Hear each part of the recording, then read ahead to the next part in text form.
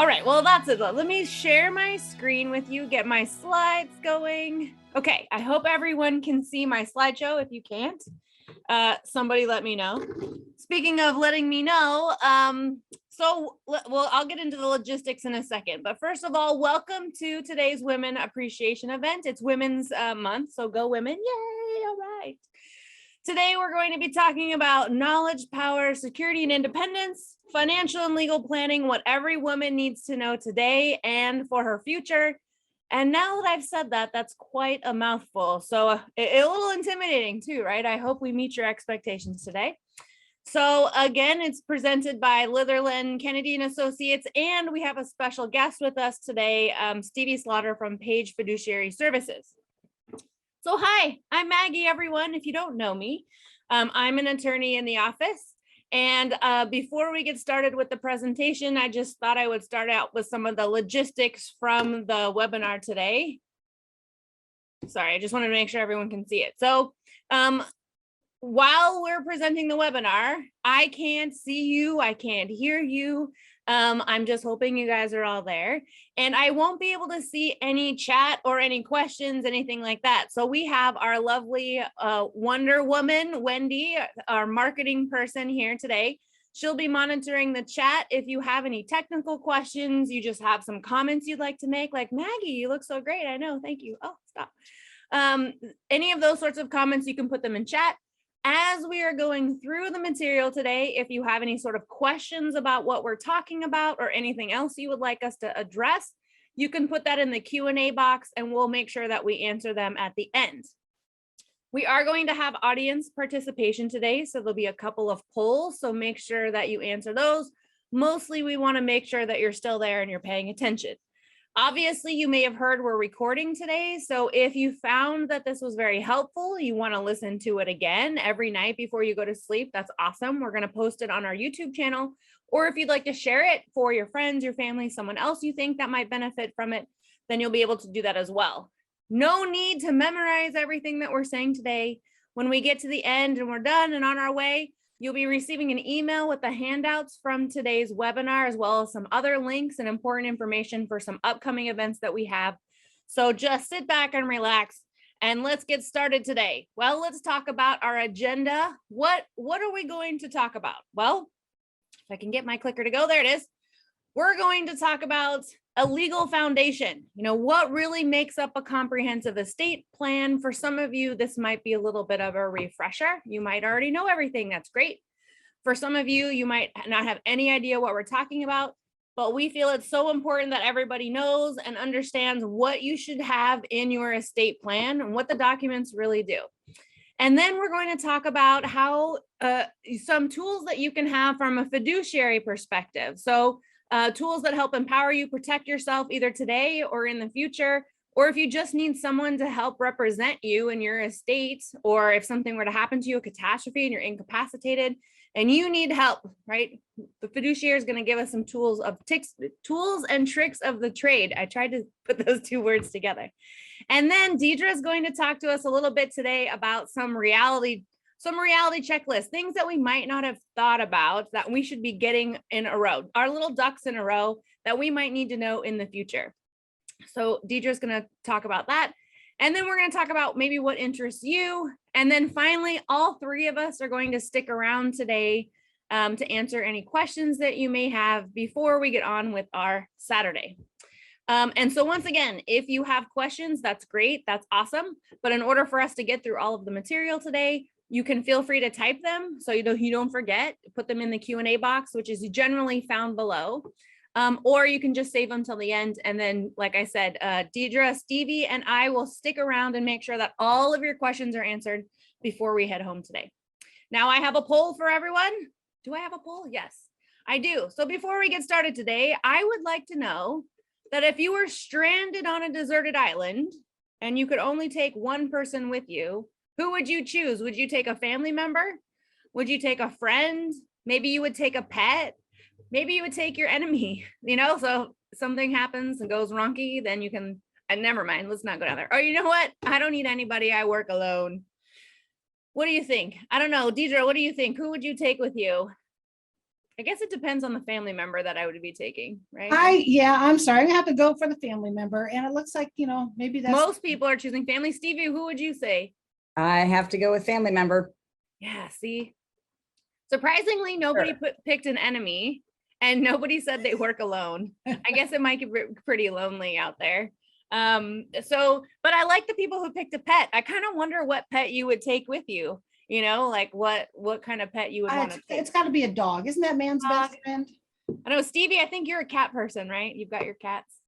They're not very helpful, though. I think they'd be kind of obnoxious. They're cute, though. All right, so I'm going to end the poll here. By far, the winning answer was 75% of you said they'd take a family member. And that's when you really, truly see if you're really a family member. All right. Let's see if I can get there we go. So in order to kick off why we feel that this information is so important, we wanted Stevie to talk about sort of some stuff that happened in her life that made her realize how important a lot of these issues were and sort of drove her to where she is. So I'm going to pause and I'm going to let Stevie come in and tell us her story, and that'll give us some context about what we're going to talk about today. Thank you so much, Maggie. I appreciate being here with you all today. It's an honor to be here. This subject is so important. And so if I had seen this presentation 15 years ago, I probably would have saved myself quite a bit of heartache and a lot of money. So I'm going to go into that. But first of all, again, thank you to Maggie and Dedra for inviting me here to join you today. So my story starts when I was about 27 years old. I was working for Sun Microsystems. I was an IT tech lead and things were going really well. I had a great career path. I purchased my first property. I was very financially stable and I really enjoyed my work. And while I was at Sun, I met the love of my life and we fell madly in love and decided to get married. I sold my property. We bought a house together, got married, have two beautiful children. And it was kind of the all-American dream. And we also partnered in a way financially. So I took care of all the household bills, basically anything to do with our insurance, kid care, groceries, all of that. We had a separate account. I had chosen to be a stay-at-home mom at this point, so it was funded with his income and some from retirement. And we would review this every month or maybe every 2 months, review the budget and adjust accordingly. So that was working great. And then he took care of all the retirement, IRA, brokerage, any sort of investment accounts, even my personal IRA from Sun, he was managing that as well. So he had all the account passwords. He was managing the returns. He was very good with money. So this worked really good for us. About 10 years into our marriage, my mom passed away. And this is just, as any of you who've lost a parent know how difficult it is. I was going through a really hard time. She had left me her house and I decided that partnering with my husband 50-50, I would put his name on the house title. Made sense. Well, what I didn't see coming is 18 years into the marriage, we went through a very contentious divorce. And this is where the financial thing really hit me hard because my divorce attorney was shocked that I didn't know where my investments were. I didn't know the balances. I didn't know if assets had been moved in or out. My ex wasn't being very compliant, so we had to file for discovery, which cost money. I had to hire a forensic accountant, which costs money. It was just already a very difficult situation, and then to add all of this other stuff that I had to do on top of it. So I really did regret not keeping involved with those aspects of our estate. And the one thing that did save me is I never did get around to putting him on the title of my house, which is the reason I'm here speaking with you today. Since I didn't put him on this title of the house, I got to keep my inheritance, and this allowed me the financial means to take the time to get my fiduciary license and to build my practice and become a fiduciary. I feel that if I hadn't done that, if I had put him on the title of the house, we would maybe had to sell the house, split the asset. I might have to go right into a full-time job, not being able to take that time off to build this career. So it was really a huge learning lesson for me. And the reason I really wanted to share this with all of you today is I think this applies not only to somebody who might be in my shoes later on, but also for the person who is happily married and doesn't go through a divorce. If your spouse passes away, you need to be informed where your assets are, how they're doing, what kind of fees you're paying. It makes the transition so much easier.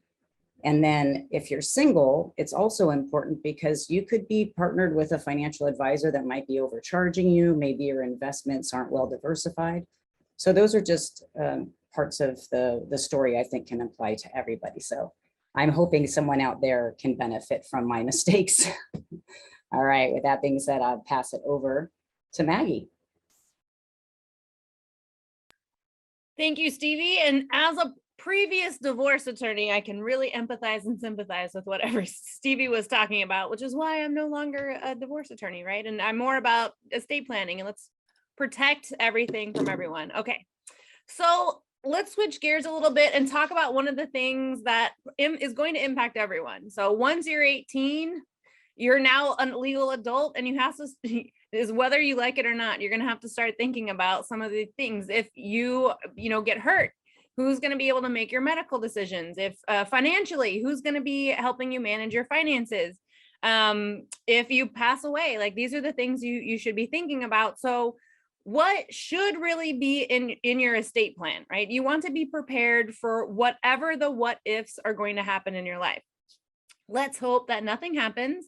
You live a really great life and you die in your sleep holding hands if you're married, right? That's the plan. That's what I tell my husband, at least. That's the way it's going to go. So your estate plan should consist of a trust. Most of the time, it really depends. So whether or not you need a trust depends on the assets that are in your estate. For some people, they don't need a trust. They don't have real property. Maybe their estate just consists of bank accounts and retirement accounts, and everything can pass by beneficiaries. Then maybe you don't need a trust. For a lot of people, especially around here in Silicon Valley, they're going to need a trust because their estate is over the threshold in California that requires a trust. They want to have asset protection for their beneficiaries to protect them from like a divorce, creditors, bankruptcy, things like that. Those are the kind of parameters that you want to have, and you're going to need a trust. You also need a will. When you have a trust, you have a special will called a pour-over will. If you don't have a trust, then you would have the last will and testament. That's the document that you see on the movies when they read your last will and testament. They do different things. So we're going to talk about what all of these components do in a little bit, but I'm just going through the big stuff. You want to have a durable power of attorney. So a durable power of attorney, also referred to as a financial power of attorney or a property power of attorney. They all sort of mean the same thing. It's a document that you use while you are living, but incapacitated, allows your agent to step in your shoes and pay your bills. That is a non-trust asset. So think your retirement account, something like that. You also need a healthcare power of attorney. Again, something happens to you, you're not able to make your medical decisions. Who's going to be making that for you? And your Hipaa release, that's the two-way street flow of information. We'll talk about that a little bit later. There are a lot of other miscellaneous documents that should be in your estate plan that do a lot of different things. A certificate of trust, that allows you to act if you have a trust. Schedule of assets. So if something were to happen to you, maybe like Stevie said, she didn't know where anything was, her investments, anything like that. She could at least refer to her schedule of assets. I went through and figured out where everything was. Community property agreement, if you're married, that gives you some preferential tax treatment. Assignment and nominee agreement, your general assignment, that all has to do with your intention for your property to be included in your estate if something wasn't titled properly. Maybe you just have a legacy plan, right? You want to tell your agents, your beneficiaries, what you would like to do with your end of life plans. Do you want to have a party, not have a party, right? Where would you want all of your personal property to go? That's kind of the legacy plan.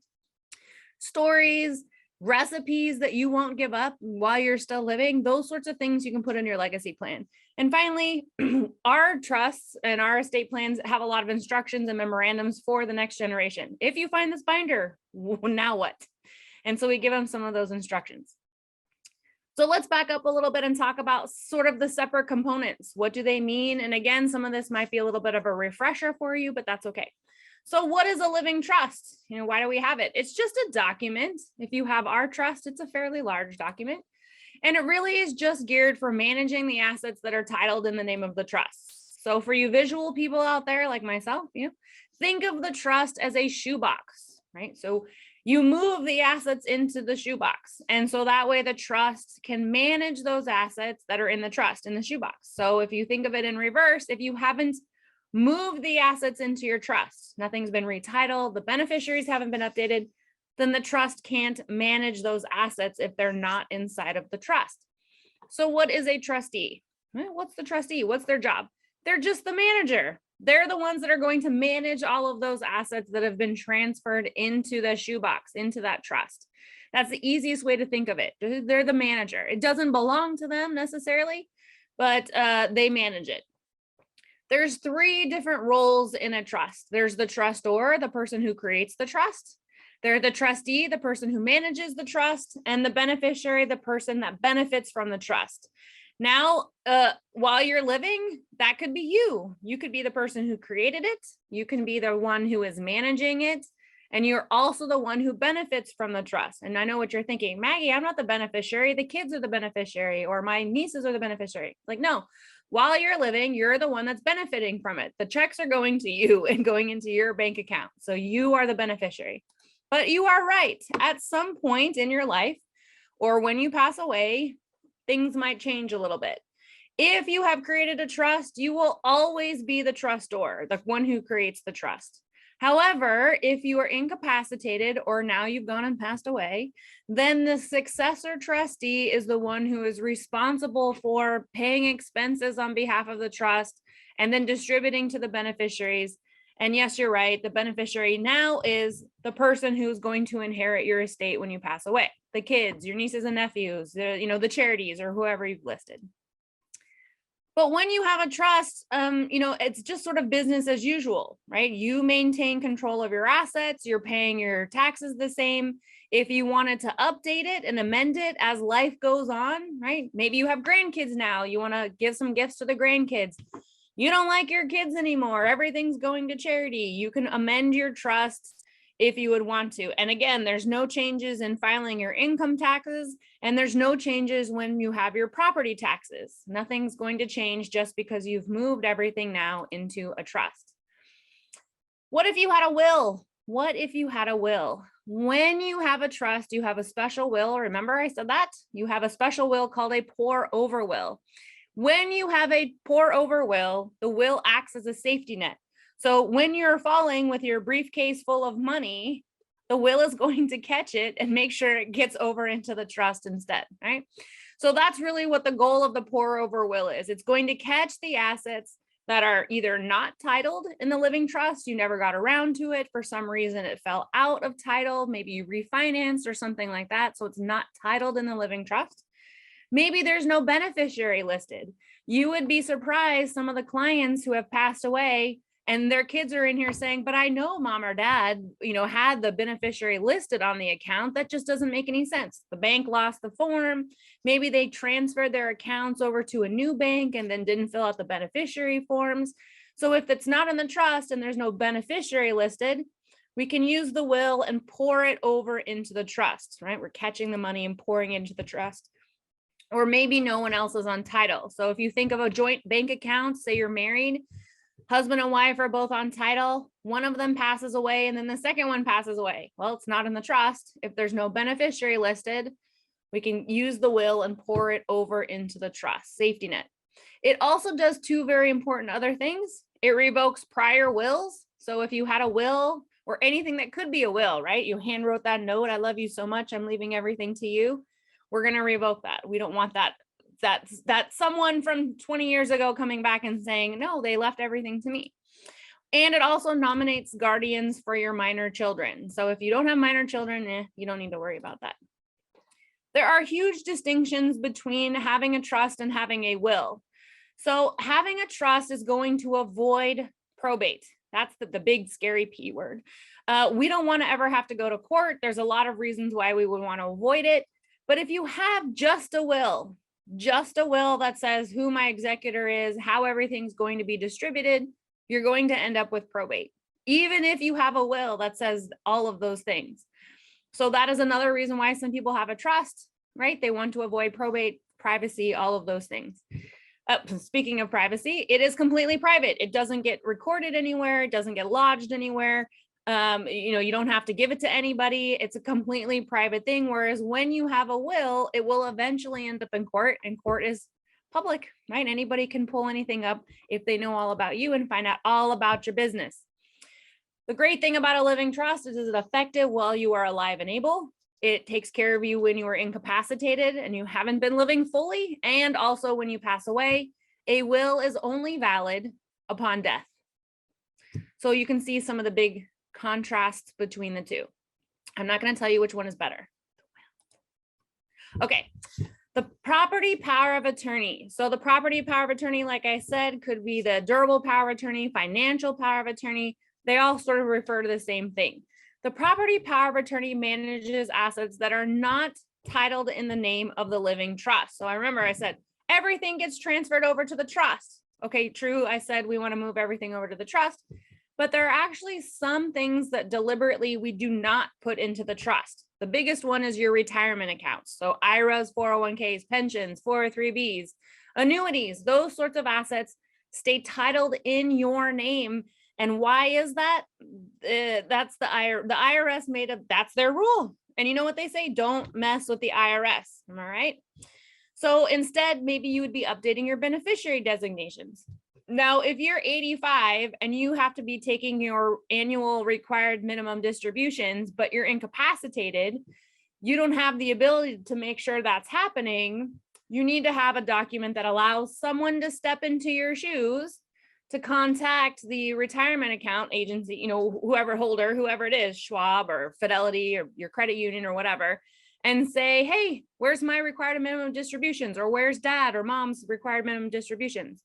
The bank's not going to talk to you if you don't have this power of attorney that says they are authorized to do that for you. So like I said, it allows the agent to step into the principal's shoes. Anything that you can do, you have now authorized the agent to do on your behalf. So imagine these pretty red pumps, right? That'll be fun. Hey, Dad, can I wear your shoes for today? There are three different types. There's three different types. There is an immediate power of attorney. The immediate power of attorney is effective as soon as you sign on the dotted line, right? You turn it over and now they're stepping in your shoes immediately. Take those shoes off. There's a springing power of attorney. This means that the power of attorney is effective only upon incapacity. That means the principal has to be incapacitated. They have to be deemed by two different doctors that say they lack the ability to make their own financial decisions, and then the agent can step into their shoes. Our office does a combination. We have a hybrid. So we generally, not always, but generally, we will say it is effective immediately for the spouse. Most of the time, our clients trust their spouse, not always, but generally. And for everyone else, it's effective upon incapacity for others. So it's an immediate and also springing all in one. And that brings us to our healthcare power of attorney. So the healthcare power of attorney manages your health decisions. Who would be able to make your decisions if you're unable to do that? So it allows you to nominate a person to make your medical decisions if you lack the ability to do that. Maybe it could be the big end of life decision. Are we prolonging your life? Are we not prolonging your life? What if you're incapacitated because you have dementia or Alzheimer's and you need somebody to help you decide what kind of treatment to take? They're going to need to be able to have the authority to do that because you lack the ability to do that. So it could be a big end of life decision, but it could just be an everyday sort of decision as well. It could also be, you've passed away. How do you feel about donating your organs? And it also allows the agent to have post-death authority over your remains after you've passed away. And so that's another part. Remember when I said the legacy plan? How did you feel about cremation or burial? Is there a plan? It allows the healthcare power of attorney agent to be able to enact those plans on your behalf.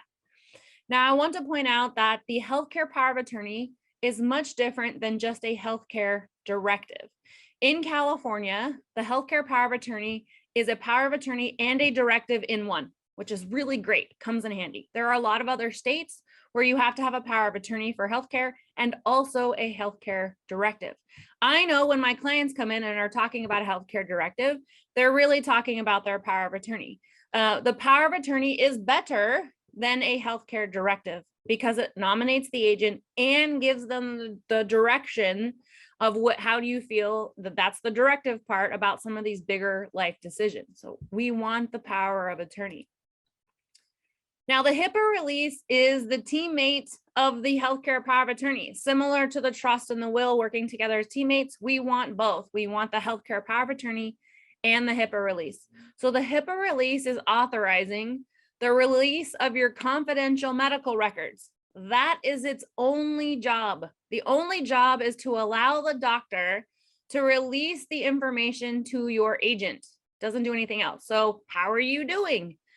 Maybe it's your medical information. What were the test results? You know, the worst thing in the world is you have your healthcare power of attorney that says, my daughter is allowed to make my medical decisions. My daughter shows up and talks to the doctor, and the doctor says, we need to decide whether we're doing treatment option A or treatment option B. And the daughter is going to say, okay, well, doctor, what do the test results say? And the doctor is going to say, well, I can't tell you that because I don't have a Hipaa release. And you think I'm joking, but that's actually happened before. So we need to have both. We need you to be able to get these documents to make an informed decision. And it also could be something like, you know, what room are you in at the hospital? They're not supposed to be giving out that information. So again, it's strictly limited to receiving your confidential health information. It doesn't authorize medical decisions. That's why you need both. I know, that's why we're telling you all these things. So for all you visual people, here it is. The healthcare power of attorney allows the agent to talk to the doctor, and the Hipaa release allows the doctor to talk to the agent. So you can see there, that's that two-way street flow of information. And I have a really great joke. Dedra, are you there? Dedra. Yeah, I'm here. Oh, here, okay. Go for it. Dedra, knock, knock. Who's there? Hipaa. Hipaa who? I can't tell you that. Thank you for Like participating in my joke. That's trademark copyright. No one can borrow my joke. So hopefully that demonstrates why that works. Okay, so why is this so essential? Why is it so important that we have these estate planning documents? Let's talk about the first part.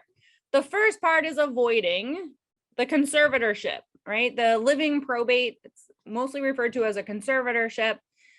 So why do we want to avoid the conservatorship? If you don't have these documents and somebody needs to make your medical or financial decisions when you're incapacitated, so you're still living, but you're incapacitated, we're going to have to go to court and do this conservatorship.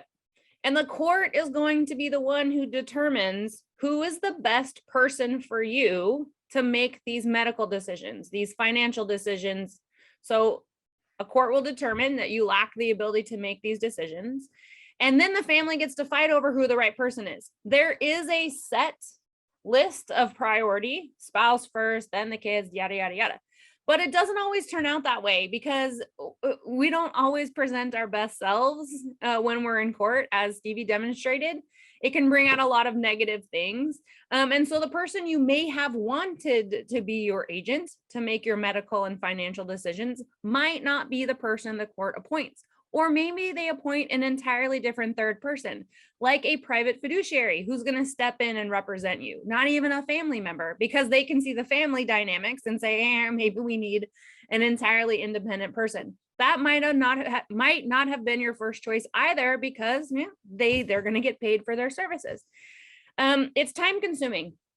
So long as you're incapacitated and you're under the conservatorship, you are going to be in court, in and out of court, making sure that the right person has been appointed and they're making the right decisions. They're doing a good job. They're spending their money appropriately, your money appropriately, I should say. And again, as I mentioned earlier, all of this is open to the public. So your financial information, your medical information, if somebody was sitting in court that day, they could hear all of the information that they were talking about. So having a judge determine you're incapacitated, your nosy neighbor could be there hearing all of this. We don't want to do that. You could have easily have avoided that, right? If you had had some of these documents. And it's darn expensive, right? No one hears and says, oh, going to court, that sounds like a really easy, inexpensive thing. No, there's attorney fees. And if the incapacitated person has an attorney and multiple people are fighting to be the conservator, they all have attorneys. And maybe there's another attorney involved and there's a CPA involved and there's a fiduciary involved, and who's paying for all of these attorney fees? You can see where I'm going with this. So how do we avoid having the conservatorship? You're going to need the durable power of attorney and the healthcare power of attorney. So again, these are documents that are going to help you while you're incapacitated. You're still living, but you can't make these decisions. It gives you the authority to say, if something happens to me, hopefully it doesn't, but if something does, this is the person I want standing in my shoes, making my decisions for me. And it's going to avoid all of those other things. Woo, now what about the big scary death probate? So here we are again. We just had the conservatorship and now you've gone and passed away. Way to go. So now we're in court. We're going to go back and see this very, very friendly neighborhood probate judge.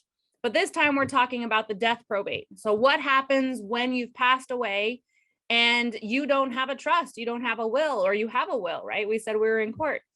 What does the court do in a death probate? They're going to resolve disputes. And I know what you're thinking. No one's going to fight over my stuff. Guess what? I have seen people fight over nothing, literally nothing. The court's going to make that decision. And again, it's their job is to decide who's going to get what and how are we going to resolve this dispute. So it might not be the way you would have wanted it if you were alive. They're going to pay your creditors, final funeral expenses, your medical bills, your credit card expenses. All of those people get paid first. Maybe the state of California. I mean, who knows, whatever's in your taxes, all of those things are going to get paid first. The judge is going to appraise everything. They actually have somebody that's their job. All they do is do an inventory to figure out how much your estate is worth. And then the judge is going to make an order to transfer the title over. So because you've passed away, you're not going to be there to sign over on the pink slip, that dotted line. The judge is going to create an order, and then that's how everything gets, the title gets changed for them to sell it, for them to do what they need to do with it. And after they've done all of that, then everything will be distributed according to either the will or according to California state law. So why do we want to avoid the probate? It's time consuming. Here we are again, back in court. Court's in control. Depending on how many people are fighting, it could take a long time or it could be very simple. If you have a very easy vanilla, like no one's fighting, just very straightforward, everyone gets along, we're all signing waivers, nothing, nothing very complicated.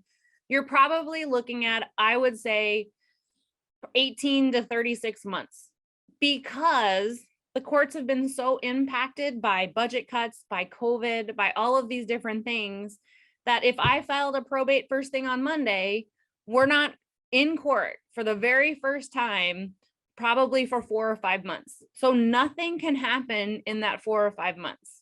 We don't have orders to access bank accounts. We aren't able to sell any property. Everything's just at a standstill until we see this very friendly neighborhood probate judge that says, yes, now you have the authority to do all of this stuff.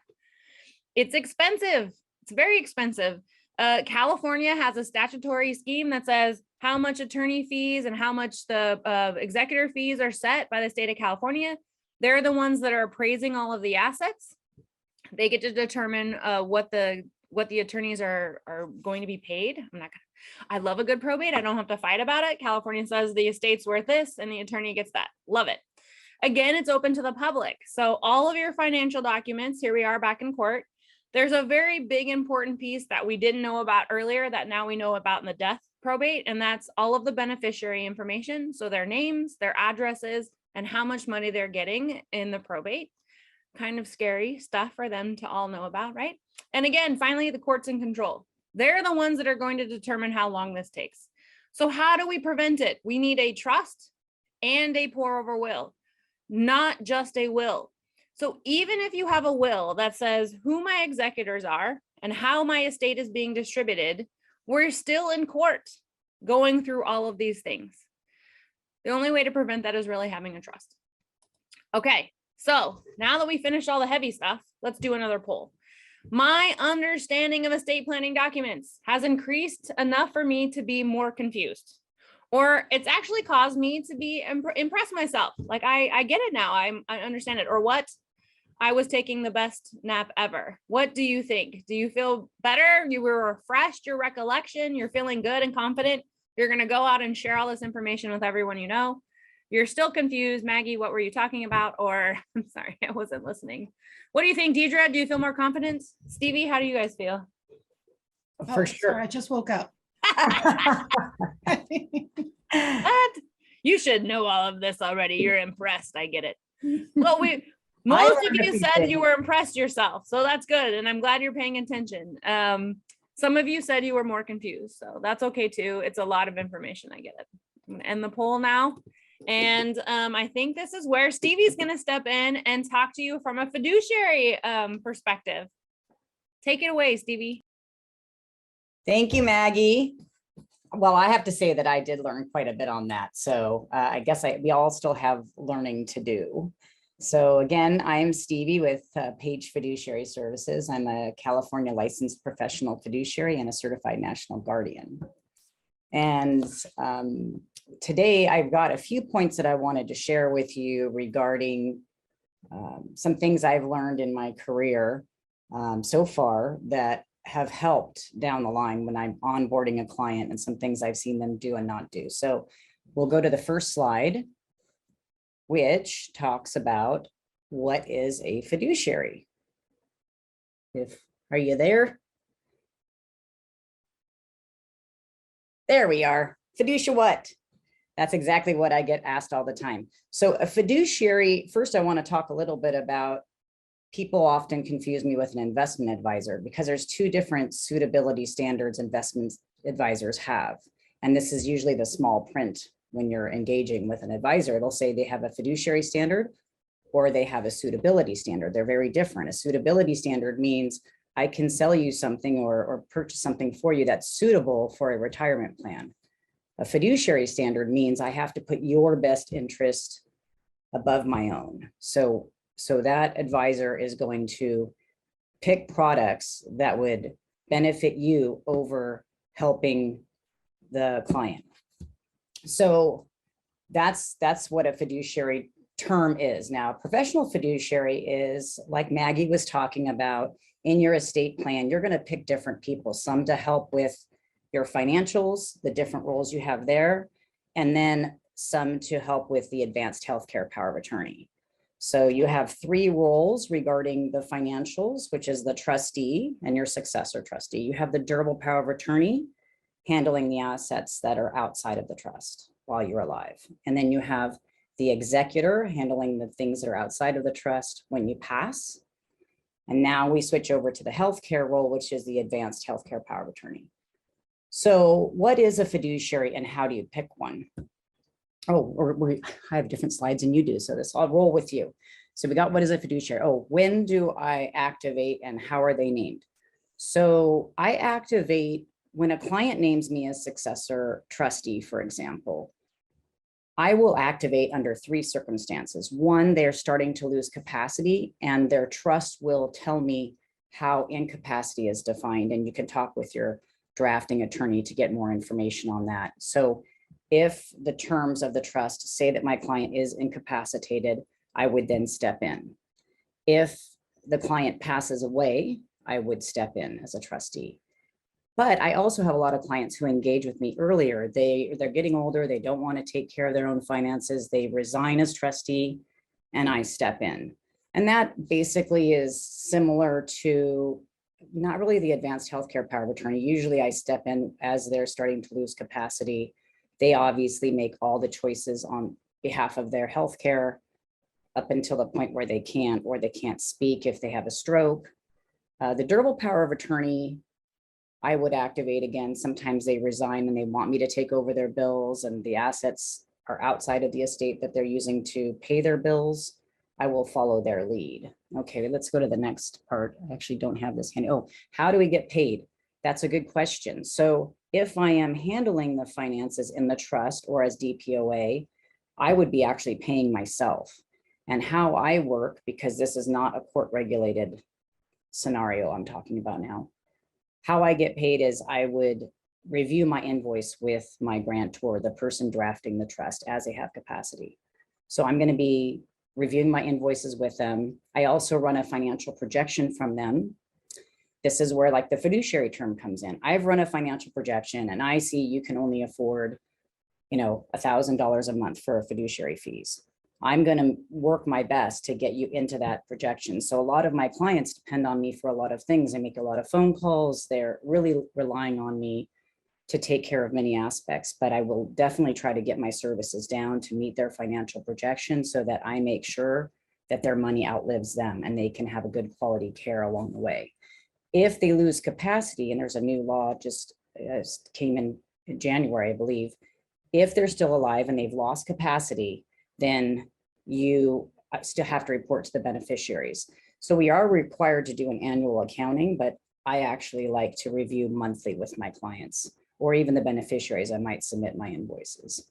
And then the last, let's see, is that the last point there? Oh, yeah, I'm on to the next one. So yeah, I hope I answered all your questions. Oh, one more thing about the fiduciary part is I often encourage my clients to name their family, their friends, their neighbors. We do charge, it can be expensive, especially with fighting beneficiaries. So we are a great resource. Maybe you name your brother, your son next, and maybe you throw a professional fiduciary in case they don't activate. Every situation is different. So I hope that if you have any more questions at the end, I can answer those. So I have 4 more points I want to go over from my experience so far that have helped my clients. The first one is contribute to your retirement. I already tell my 20-year-old son, get your Roth out, start contributing. The reason is, as you become more compromised, you need more help, you need a caregiver, it gets expensive and it's not always covered by your Social Security, or maybe you have dividend income from your brokerage account, maybe you have a pension. Care can get pretty expensive, especially if you choose to stay in your house and you want in-home care. That is the most expensive. I have to tell you, I have a client that has 24-hour in-home care right now. Great team. It's probably 25 grand a month. Now that's not for everybody. If I have a client that has property but doesn't have a large investment estate, like he doesn't have a lot of investments, we might take a reverse mortgage out to help pay for that care if they want to stay in home, or we might have to sell their property. So contributing to your retirement now, tax-deferred growth, if you have an employer-sponsored plan, even better. So if you don't have any of this set up, please talk to a financial advisor and get that going. So let's go to the next slide. We were just talking about tangible personal property. This is my favorite slide. So you have a lot of things in your house and you have people that like the things in your house, whether they're monetary value, sentimental value. It's going to be important when you pass. And to make it easier on everybody, it's my recommendation, and I know your drafting attorneys are going to agree with me, write a list of those items, put who you would like those items to go to, sign and date that list, and your drafting attorney will give you a sheet you can use to do this. Put it with your estate binder, review it every year, make sure that your trustee or your executor has a copy of that so they know what to do. And then better yet, as you're getting older, pass those items out. Your people can always trade it. If you don't do any of this and you pass away, there's a lot of fighting and, they're missing you. And that comes out in their personalities and fighting that you never thought would happen. It's the last thing you want to do. So the more work you put in to who gets what, they can trade later on down the line. It just helps reduce litigation, contention. And again, let your trustee or your executor know where that paperwork is and give a copy to your estate attorney every time you update it, okay? Okay, we have the next slide is end of life arrangements. So not all of my clients have this done, and I always encourage them to do this. You can today go to a funeral home and purchase your end of life arrangements. You can decide whether you're going to be cremated, buried, do you want a funeral? Are you an organ donor? That kind of thing. This does a few things. First of all, your grieving loved ones they might have different ideas on whether you should be cremated or buried. If they don't have your input, that can be really difficult during an already difficult time. So having those things determined, when I have a client and I'm the advanced healthcare power of attorney, I have a full-on checklist I go through, including if they have something they want to be buried with. I offer end of the life audio recordings that they can, if they know they're going to pass away, we do audio recordings to give to their loved ones. We talk about what they want at the service. Here's a good story. I had a client who was a paratrooper, and he had decided he wanted this song played at his funeral. And it was a joke song about how he's not going to jump anymore. And so during the funeral, for his wishes, we played it. And I was a little bit horrified, it was just a little disrespectful, I thought, but everybody was cracking up because they all knew him. And it was saying he ain't going to jump no more. He also asked me to put his hand up in the coffin so he could shake hands as he was going by. And I told him I wasn't sure I could do that. So have those things already predetermined so that it makes it easier for those around you. Okay, so the last slide I have is cybersecurity. Cybersecurity, this is really important. So managing passwords, I use LastPass for my company and personally.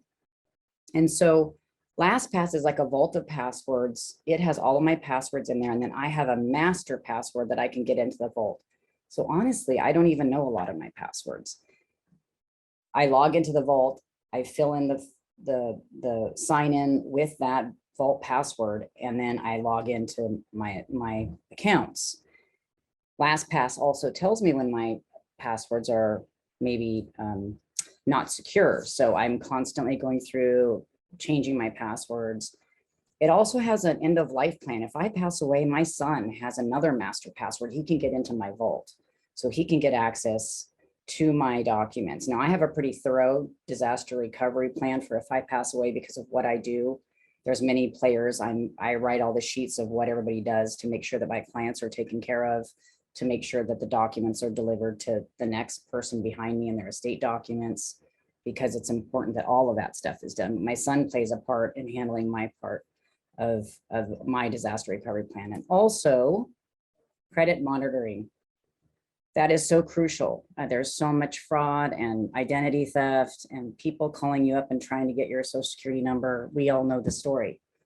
So I personally like LifeLock and Experian are the two that I use the most. If my client does not have these in place, I really encourage them to put them in place. For me, mine is locked. So if somebody went in to open a new account, it's locked. I don't take out credit right now. I'm not opening new accounts. If I'm going to open up a new account, I have to call up LifeLock, unlock it, open the account, and then lock it again. I just don't want to risk, especially when I am managing other people's money. As their trustee, I need to really be careful. So if you don't already have that in place, get that in place and consider a password manager. Oh, that's all I have. Thank you for letting me share. Great. Thank you, Stevie. So I'm Dedra. I'm the geriatric care manager here in the office, and I'm going to talk about your documents. And Maggie. Sorry, I don't know what happened. Hold on. Give me a second. No worries. So I'm just going to keep talking though, but documents are very important.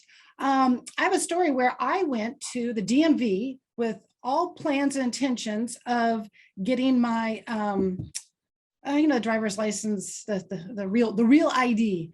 And I had my social security card. I had my, all these different audit and what it was I needed back in the day.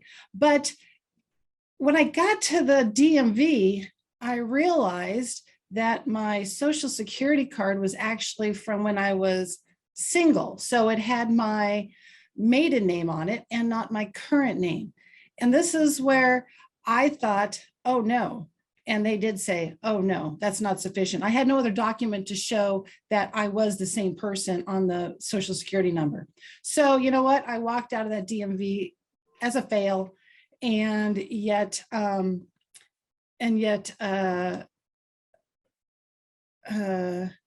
I'm looking. So anyways, let me do that. So I just walked out, didn't get it done. And to this day, I still not have a real California ID. And I do need to get back to it. But documents are very important.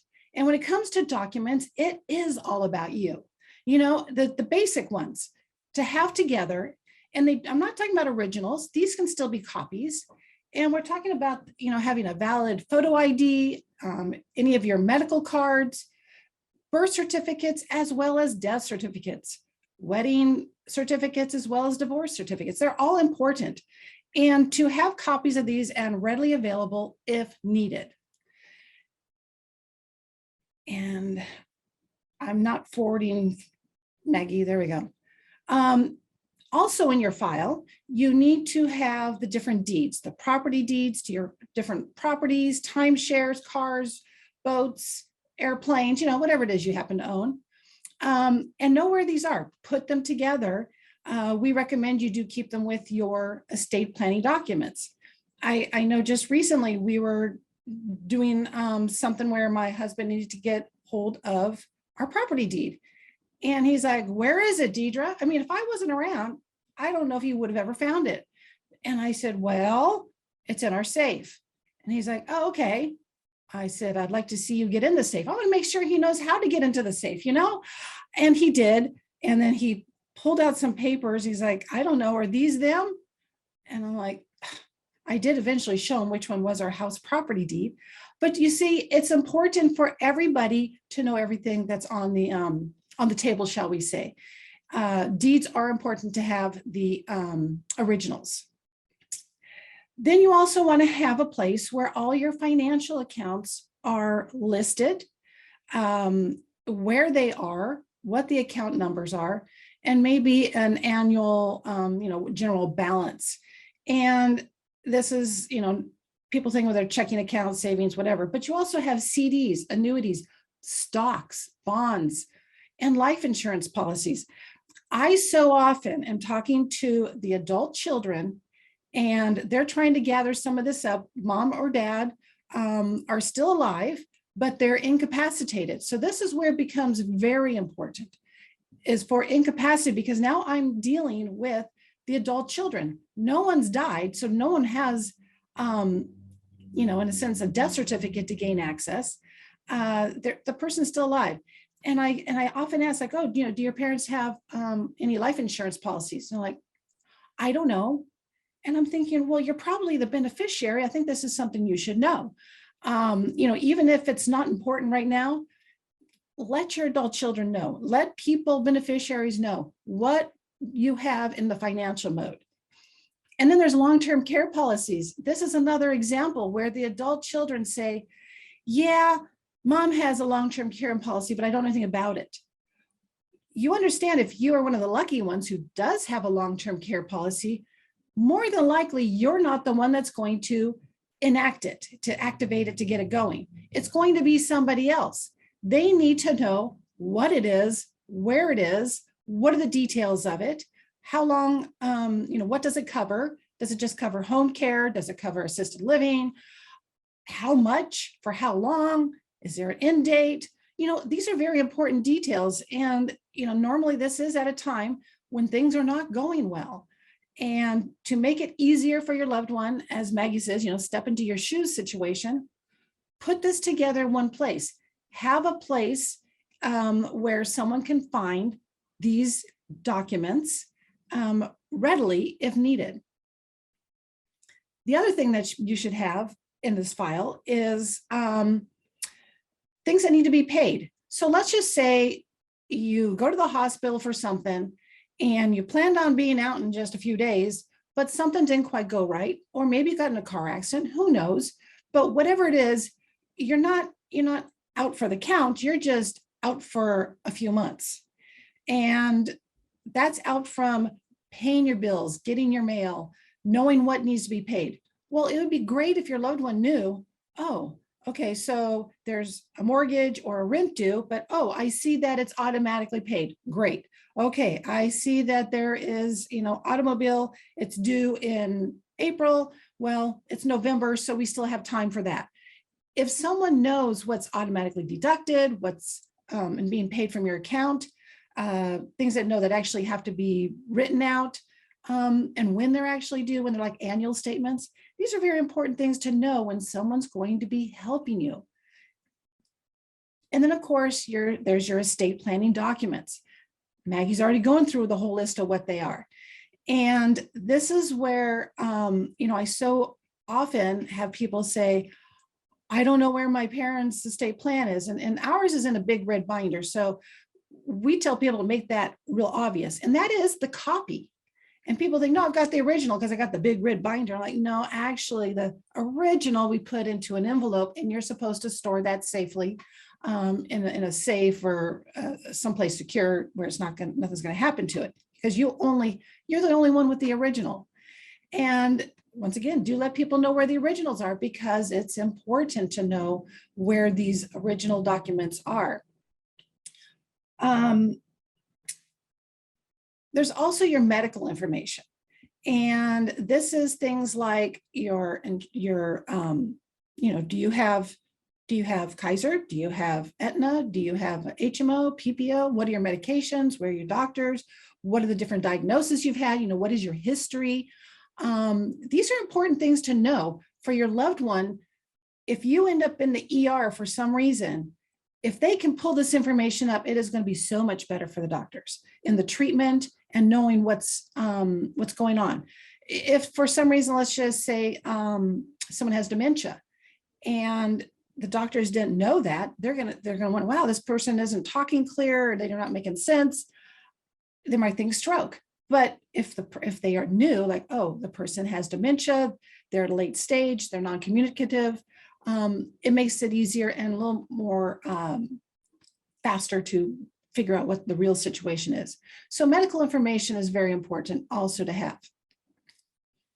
Insurance information, of course, that's when the disasters hit for your home, your car, your person, and knowing the different insurance out there. What do you have? How much are you covered? Once again, it might not be you doing the work.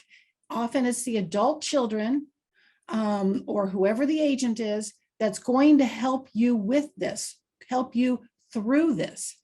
And having all this information together in one place, again, a folder just with insurance information. And like Stevie said, all this stuff, unfortunately, has got to be updated. I mean, we have people who've done living trusts, and they're from back in the 90s, which for some of us doesn't seem that long ago, but it is. And they don't, they look at it, it's like, well, I guess I should make some changes because, either my agents has passed on or they moved across the country, or, things change and we just don't want to get behind. So do keep everything current. If you have any prepaid funeral expenses, have that together. Put, the whole contract, because again, I'm talking to these adult children who have no idea. Well, once again, I don't think you're going to be the one contacting the funeral if you're the one that's already passed. It's going to be someone else. And this someone else, whoever you have instructed, and needs to let them know, they need to know where to find all this information. And as sometimes people are, I have clients who are maybe in their 80s, 90s, and they're still holding tight to all their information, all their financial information, all their whole life, shall we say, and they're not ready to share yet. And I just want to encourage you, if you're one of those people, you're later in life, at some point, someone needs to know all this. And why not make it easier for them than more difficult? Because these are people that you have trusted and trusted in the first place to help you. So we would hope that they are trustworthy now. Then there's also the computer access or social media and all that. So much is online now. I mean, I know we hardly get any paper bills or anything coming through our mail anymore. Everything's online. And how do you access it? I remember one of my clients, he had a stroke. He was a widow, and so it was just him and his two adult sons. And he lived on his own, and all was well until he had a stroke. And he got home. He actually physically did pretty well getting home, but cognitively he wasn't all there. He was still, able to talk and communicate. And so here's his sons and myself in the living room. They're panicking because they didn't know what dad's accounts were. They're trying to access the accounts. They can kind of get on the computer. They can see some things. They're trying to play detective. And they're like, Dad, we need to get into your account. And he's like, well, try password, and he would say all these, it's like fail, fail, fail. It took them actually a couple months to get access to things, which would have been a whole lot easier if, like Stevie said, if there was a master key so that they could gain the access in the case of emergency, in the case of incapacity, because, these things just go a whole lot easier if things can be done from home versus going to each bank, getting the power of attorney, getting the trust, depending if the bank's accounts are in the trust. I have someone just last week, he was trying to gain access to his mom's account. All he knew his mom's account was at a certain bank, and he knew the account number, and he wanted access. And he says, I'm the trustee here. And the bank says, sorry, this is not going to do. And he walks away going, why not? And he calls Dedra, why can't I get access? What problem is the bank having? I said, well, is the bank account in the name of the trust, or is it outside of the trust? He goes, I don't know.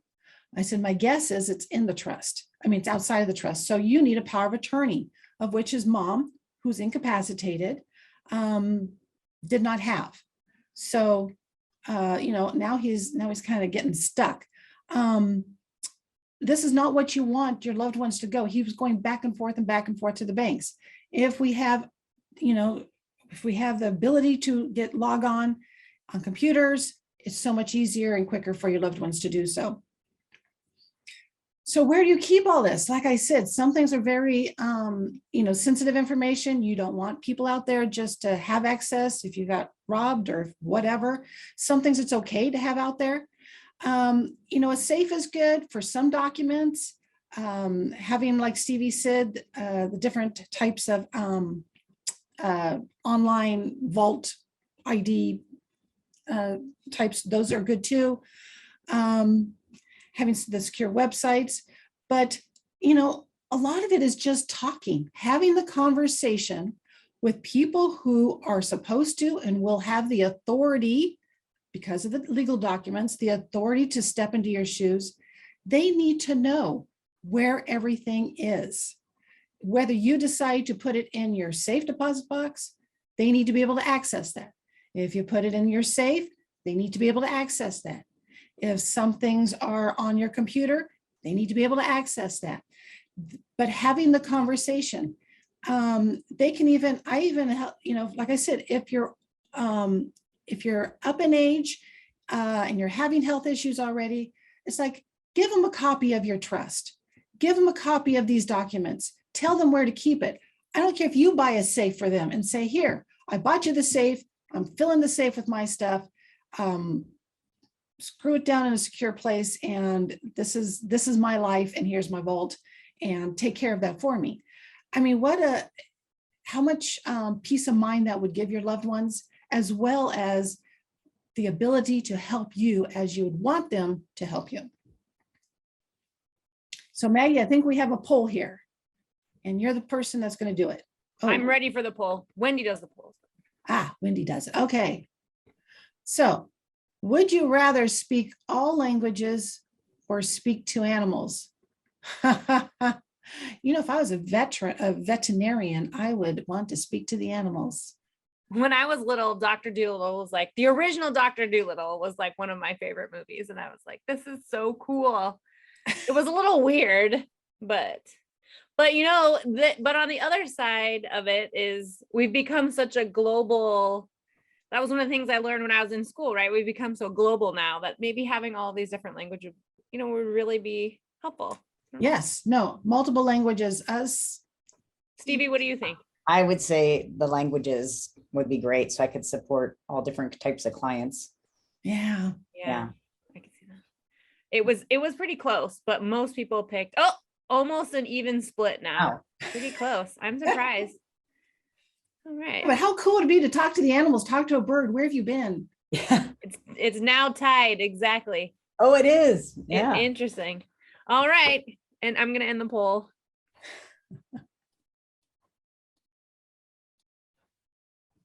All right. So let me just introduce myself. I'm Dedra. I'm the geriatric care manager here in the office. I'm a certified senior advisor. I'm a Medi-Cal specialist. I've been here since 2013. My educational history is as an occupational therapist. I used to work over at Good Samaritan Hospital back in the day. And so I'm here to help people as they are aging or helping someone who is aging.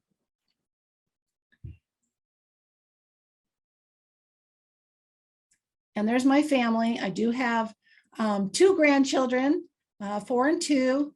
I get to see them regularly. They do live in the area, and just thrilled to have them so close and in my life.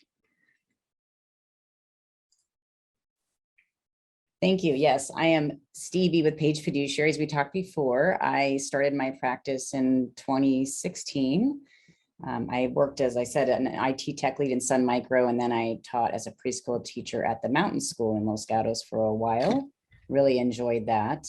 So I love my job as a fiduciary, and I got into this practice helping my father. And as he got Alzheimer's and progressed, I started to see the need. So one of my attorneys recommended this field for me. So I'm happy to be here.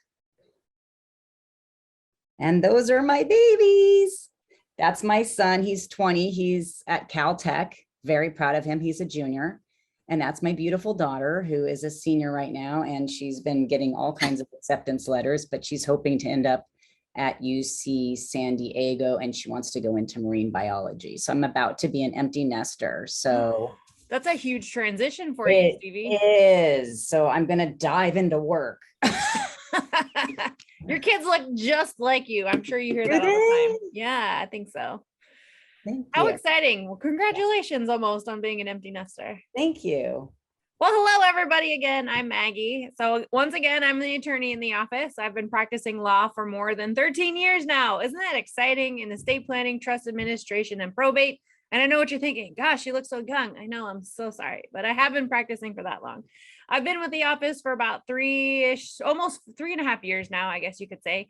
And so I grew up here in Silicon Valley. I went to Prospect High School in Saratoga. So go Panthers if there's anybody out there. Growing up here gives me a really great understanding about a lot of the unique issues that we don't find if we were practicing law somewhere else, like even the other parts of the state or even in a different state, right? We just have a lot of issues that you're not going to see in a lot of other places. And all of those things that we talked about earlier, I've probably been through with my own family. So I can really empathize and sympathize with you. My grandmother died of late stage Alzheimer's. So we went through the whole gamut of, not having capacity to trying to talk to the doctors on her behalf and figuring out where everything is or where she put it, all of that stuff. And then we've had our own share of family drama as well, fighting over things. So having all of your ducks lined up is very important, and I get it. I was recently awarded a Rising Star by superlawyers.com, so I can't find my applause button, but I know you guys are clapping. Thank you. Oh, stop. And I am also married. I have 2 girls. Ellie is 7, Addie is 3.5. They both talk a lot. Don't really know where they get it at all, probably from my husband. So yeah.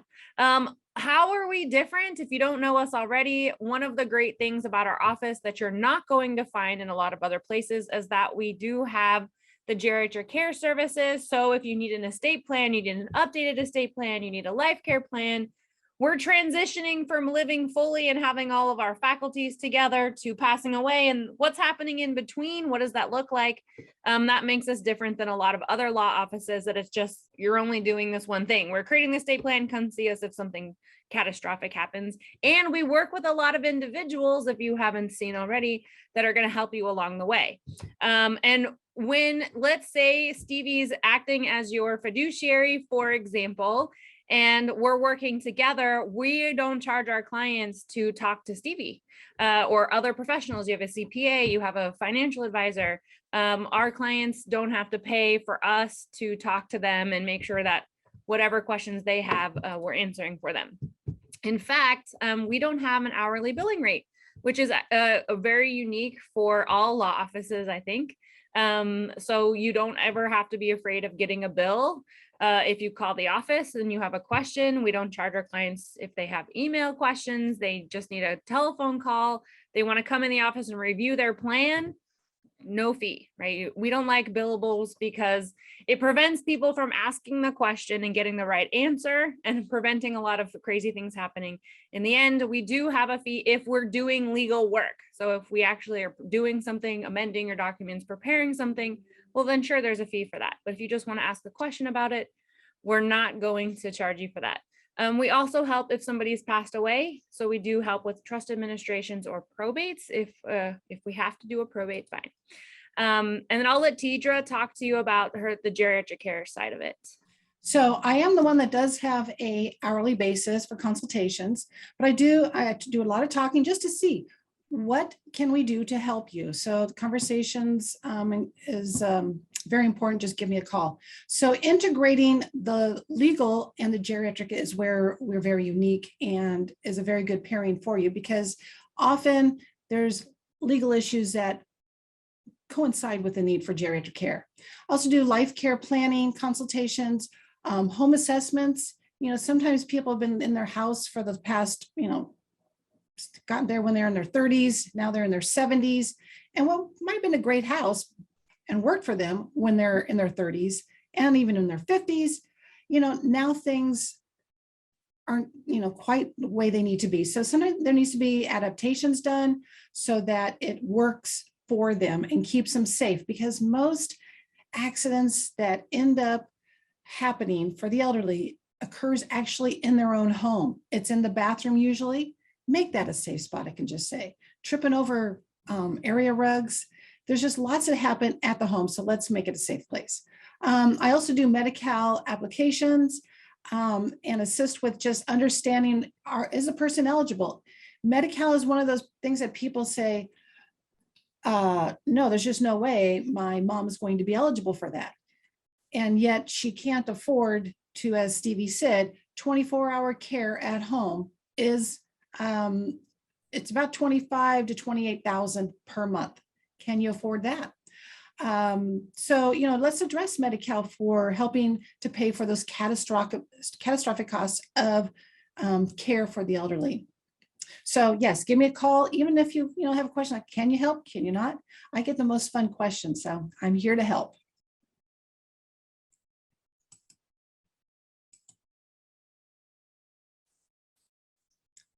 Thank you, Dedra. Yes, so I'm Stevie with Paige Fiduciary. I do offer free consults. You can go to my website and book a 30-minute.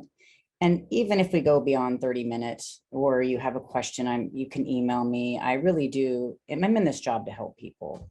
And, whether you need a fiduciary or not, I'm not an attorney, I'm not a financial advisor, but I'm happy to talk with you regardless of your situation. If you have any questions about how the services work, I do advocate that you find a family member or a neighbor or a friend that can take these roles. But if you don't, and you feel more comfortable using a fiduciary, you can always use us as a successor behind those people that you're naming as well, just for a backup. So feel free to reach out on my website, and hopefully I'll be talking to you soon. All right, so now you get to think about, on this beautiful sunny Saturday, what your action plan is. What little nugget did you take away, or what made you think, yeah, I really need to start working on that? So maybe if you don't have an estate plan, it's attending the Living Trust seminar. Maybe you want to attend some of our other free workshops. We have an Ask the Expert series that we're going to bring in some experts on specific things you may need help with. Next week, I think it's life insurance, or it's Medi-Cal planning. You want to learn more about making sure you have the language, or how does that work? Some of the other free ones, maybe it's been a while since I've looked at my estate plan. It's time for me to review it in case things have changed, like Dedra was saying, or just sign up for the free newsletter so you can make sure that you're getting all of this over time. So now we're going to open it up for questions. Before all of you leave today, if you have questions of any of us, you have a legal question, you have a geriatric care question, you want to ask Stevie everything she knows about being a fiduciary or whatnot. And before you all leave, I just wanted to let everyone know that we did a drawing today as a thank you for everyone attending our women's webinar. And so Eleanor Home won a $50 Visa gift card. Wendy will be emailing you separately so that she can make sure that she gives it to you. And so that's our appreciation for you spending your Saturday with us. And just as a reminder, if you do have to leave, I get it. I understand it's a very lovely day. So you're not going to hurt our feelings. If you have questions, feel free to type the questions into the Q&A box. We'll make sure we answer all the questions before we leave. And again, if you have to go, you're not going to hurt our feelings. So one of the questions is, can we have more than one power of attorney with equal rights?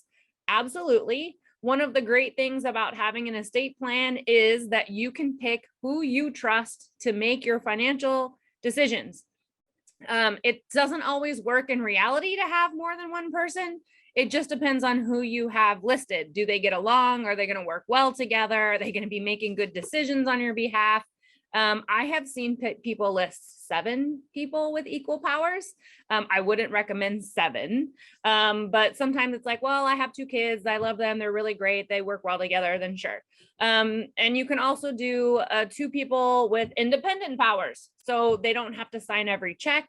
They don't have to sign every document, but they do have to work together and they can decide for themselves. The great thing about having an estate plan is there's no right or wrong cookie cutter answer. It's what do you want? What works well with your life, your circumstances, your family. And if you guys have anything to add, that's, Stevie, have you ever been named as a fiduciary and have to work with somebody? I'm just curious. As a co-trustee? Yeah. No, often we don't because of our legal liability, because we are held to fiduciary standards. And if we're partnering with a family member, it just puts us at risk if we differ in, like, for example, the financial planning, we have to follow the Universal Prudent Investor Care Act and investments, whereas your brother may not have to, can keep everything in dad's, under his mattress or something. Yeah, right. So we could get in trouble for that. So we usually don't partner as co-trustees. Just to follow that question, have you ever been named and didn't know you were named? Like, surprise, you're somebody's fiduciary. It happens more than you would think. You get a call and you have no idea who this person is. I haven't done an intake. If a client does name me, I often have a thorough intake process. That's when I do begin charging. And they are always happy to do it because it gives me all the information. I can step in, and then I reach out to them annually just to say, hey, do you want to talk? They can say yes or no if anything changes. And so yeah, that's kind of an interesting and then that's you play detective because you come into their house and you have no idea where is the estate plan, Well, and once again, that goes to, whether it's a fiduciary or a family member, letting them know, where is everything? What is everything? How is everything? What do I want? Because it makes your job so much easier, but it would also make a family member's job so much easier. Right. And it's cheaper because if I already have all that information, I'm not going to have to go spend my time researching, trying to find it. You've already given me all the information I need. I didn't even think about that. Once I had a client passed away. She had 1 daughter, and we thought that the daughter knew where everything was, and she didn't. And she spent all her time going through all of mom's documents, and she found 28 bank accounts that mom had that were not in the trust.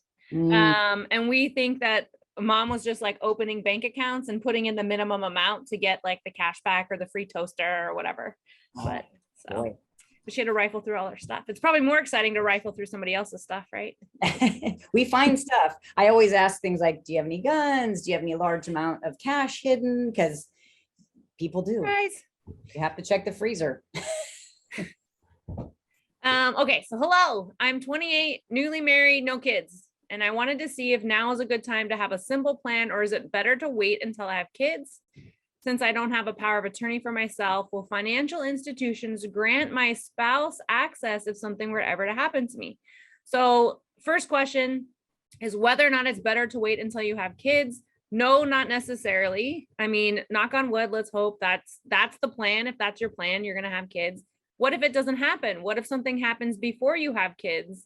The great thing about having an estate plan, if it's revocable, amendable, it can change over time, as life happens. You don't have kids, but now you have kids. Now they're adult kids, now you have grandkids. So over time, you can make changes as life changes. Like I said earlier, once you're 18, you should have something. At a minimum, you should have a power of attorney and a healthcare power of attorney, and even sort of a will, just to let you know. If something happens to you and there's a bank account and your husband is not titled on the bank account, he will not automatically get access to the bank account just because you're married. It's one of the negatives of being married. They don't care, right? They don't, just because you're married, the bank's not going to listen to him. There's no way for him to prove that he's married to you. And even if he could, the banks aren't going to listen. They want a power of attorney. They want some document showing that you intended for him to manage your accounts, or that he's the executor of your estate if something happens to you. So then he's at court. And so it's easier either, but then you're worried about Stevie's story, right? I went and added my spouse to all my stuff, and now he definitely has access to everything. And unfortunately, California looks at it very much like a business now. So if you are keeping everything separate, then maybe it is having the power of attorney. I trust my spouse. If something happens to me, I need that documentation. And then you've got Dedra's story that says, well, which documents am I using, right? I have a bank account that's in the name, but it's really in the trust. Well, then you need the trust documents. It gets very confusing. I get it. But. And the other reason is the whole healthcare power of attorney, because without the healthcare power of attorney, he's not going to have the ability. I mean, doctors may talk to him, but it's not legal. And it makes me think of I don't know who remembers this. Goes back a few years, where something happened to the young bride and on life support. And what do?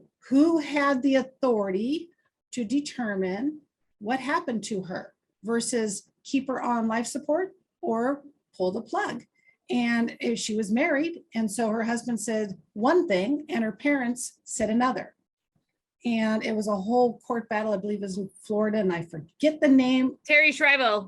There you go. Yeah, that they fought over her for over almost 15 years because the husband said, I'm the husband. I should get the seniority over the parents. And the parents said, no, we know her best. She would never have wanted to be let go. He ended up getting remarried and moving on with his life because he's like, she would have never.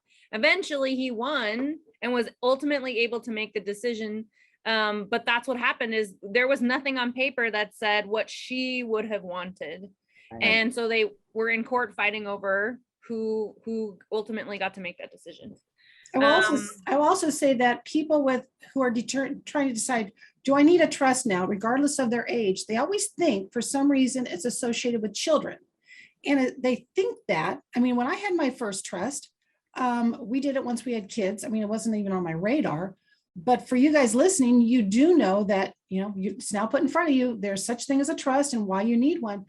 But so many people think, I need a trust to say what's going to happen when I die. What's going to happen with the children, because that's what you're worried about. But regardless of the children, it is so important for someone to help you in case of incapacity. And it doesn't have to be, the 80-year-old Alzheimer's. Mm-hmm. It could be, and I've had clients call me, it's like, my niece, was in a car accident. My niece had surgery and it didn't go well. These different people, and they don't have any estate documents. And I'm like, man, I hope they pull out, because it's very important to have your estate documents. Like Maggie said in the beginning, if you're 18, you need something. Right. You're an adult now. Merry Christmas. You're an adult now. That sort of feeling. Julianne, I saw your chat. What is an Hcpoa? It's a healthcare power of attorney. It's an acronym. I saw your hand is raised, so I don't know if that was your question or if you had other questions. I can allow you to talk. Oh, never mind. I can't. It's not letting me.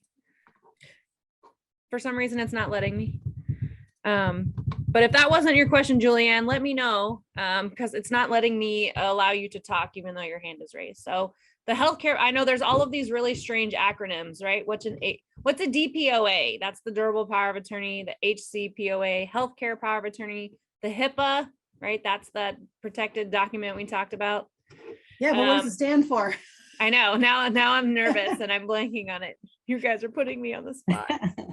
And Dedra in Medi-Cal world has all of the acronyms. It's alphabet soup time. Alphabet soup, that's what she calls it. Can I share something? Yes. Oh, please. I love that. I have those too. Yes. Yeah. So this is another place and way to share your information. If you are someone who, whether you're married or single, usually elderly, this is what's called a life file. This is for people in Santa Clara County, and they might have known it back in the day as the Vial of Life, which was a Stanford situation that they lost that grant. So this is a new one.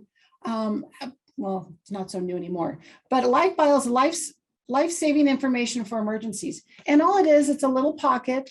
It's got a magnetic strip on the back. It goes on your refrigerator, and in it go anything.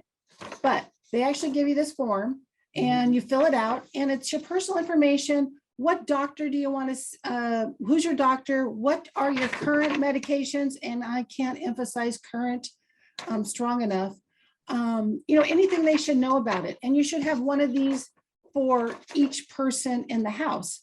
And if someone calls 911 and the paramedics go to your house, they are going to look for this at your refrigerator. They're not looking for a snack. They're looking for this. And you can also add to it the pink POLST. The POLST is the another acronym because we love those. The physician's order of life-sustaining treatment. It's the old DNR, but more options, and it must be signed by a doctor to be active, because it's just, very common that someone, you might be up in age, and you're like, you know what, if I have a heart attack and I'm not breathing, no pulse, no breathing, please don't work on me, just let me go. But if 911's called to your house, they must perform CPR, whether they think it's useless or not. No matter what the people coming around, no matter what your healthcare power of attorney says or your healthcare directive says, this is the only thing that's going to stop a paramedic from doing CPR on you. So we have more information. And I always get the question, so where do you get these? You can drop by the office. Or free online, I think too. Pardon me? I ordered a bunch free online, and because I give them out to my clients. Yeah, fire departments are supposed to have them. The other document I've handed to clients when they are meeting with their drafting attorney is the 5 wishes. It's just a great form if you Google 5 wishes, you can find it. It's a great form to fill out prior to meeting with your drafting attorney. You're going to have all those questions. They're going to review these with you as well, but that's a pretty thorough document to look at. Definitely. Excellent information, you guys. All right, I don't see any other questions, but I'll talk a little bit longer in case anybody has any lingering questions. So just as a reminder, everyone, Wendy will be sending everyone an email when we're done here today that has the slide handout so that you can review it. If you wanted to listen to it all again, that's great. You can listen to it on our YouTube once we get it going. And there's going to be links for some upcoming webinars. Their Ask the Expert is on Friday. We're going to have somebody who does life insurance. So all of your life insurance questions can be answered on Friday. That's during lunchtime. And then we have a couple of other upcoming ones, like the life care planning one, which again is Dedra and I talking more about like, how do we plan for these transitions over our lifetime? And Dedra tells some really great stories about some of her real life stories of some things that happen. So just tune in for that, if anything, because that always makes me laugh. And then if you wanted to contact any of us, all of our contact information will also be in the email. So if you have a more personal question you didn't want to ask in front of the group, then you can always email whoever you think it pertains to best. And congratulations again, Eleanor, for winning the Visa card. So if Wendy hasn't already emailed you, she will soon.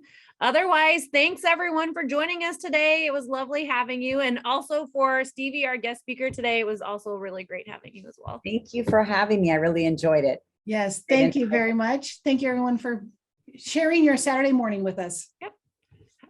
I have one more question. Nope, just a thank you. All right, thanks. Have a great day, everyone. Bye. Bye.